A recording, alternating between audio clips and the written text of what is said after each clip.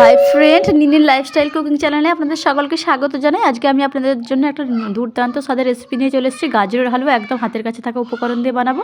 মাত্র 3টি উপকরণ দিয়ে আপনাদেরকে এই রেসিপিটা শেয়ার করছি। পুরো রেসিপিটা ওয়াচ করুন, আপনাদের কাজে আসবে। চলুন রেসিপিটা আপনাদের সঙ্গে স্টেপ বাই স্টেপ বলা যাক। এখানে আমি প্রথমে গাজর নিয়ে নিচ্ছি, গাজরটাকে গ্রেট করে নিচ্ছি।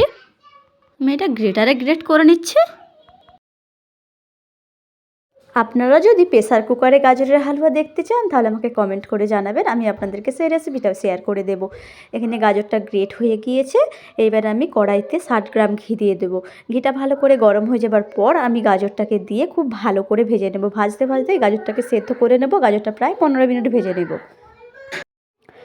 লো আর হাই ফ্লেম করে করে ভেজে নিতে হবে, মানে নিচের দিকে না ধরে যায় দেখতে হবে, এটা খেয়াল রাখতে হবে খুব।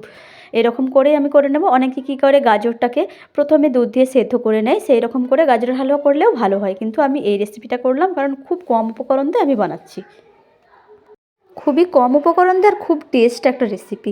চলুন রেসিপিটার দিকে লক্ষ্য রাখুন। আমার কথার থেকে রেসিপিটার দিকে ফলো করলে কিন্তু আপনারা পারফেক্টভাবে গাজরের হালুয়া বানাতে পারবেন। গাজরের হালুয়া বানানোর জন্য গাজরটাকে পুরো ভেজে ভেজে অর্ধেক করে নেব আমি। একটু সময় ধরেই ভাজতে হবে। আর গাজরের কালারটাও কিন্তু খুব সুন্দর একটা চলে আসবে, দেখতেই পাবেন। শেষ পর্যন্ত ভিডিওটি ওয়াচ করুন। কেটে কেটে দেখলে কিন্তু পুরো রেসিপিটা বাড়িতে বানাতে পারবেন না।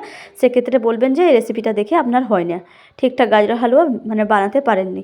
এই রকমভাবে বানিয়ে নিচ্ছি। আর যখন দেখব কড়ার সঙ্গে একদম লেগে যাচ্ছে, সেই সময় আমি একটা একটা উপকরণ দিয়ে দেবো। চিনিটা দিয়ে দেবো। চিনিটা দেওয়ার পর কিন্তু গাজরের হালুয়ার কালারটা খুব সুন্দর এসে যাবে। এখানে আমি 200 গ্রাম চিনি ব্যবহার করেছি।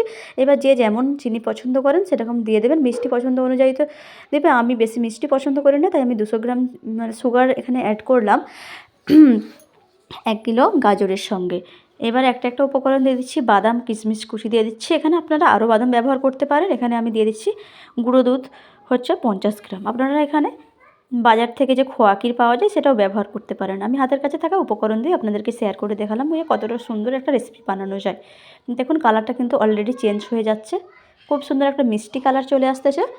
এটাও যখন একদম রসটা মরে যাবে তখন আমি নামিয়ে নেব। রসটা হয়তো চিনি যেটা দিলাম, চিনি দেওয়ার সঙ্গে সঙ্গে কিন্তু একটু একটু করে রস বার হবে। এটাকে একদম শুকিয়ে নিতে হবে।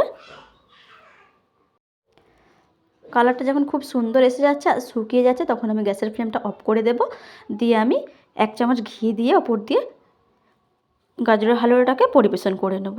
রেসিপিটা যদি ভালো লাগে অবশ্যই বাড়িতে ট্রাই করবেন। আর আমার এই রেসিপিটা সকলের কাছে পৌঁছে দেবেন, মানে শেয়ার করে দেবেন আপনার ফ্যামিলির কাছে। আর আমার চ্যানেলটি যারা এখনও সাবস্ক্রাইব করে না, নিনির লাইফস্টাইল কুকিং চ্যানেল, তারা প্লিজ সাবস্ক্রাইব করে দেবেন।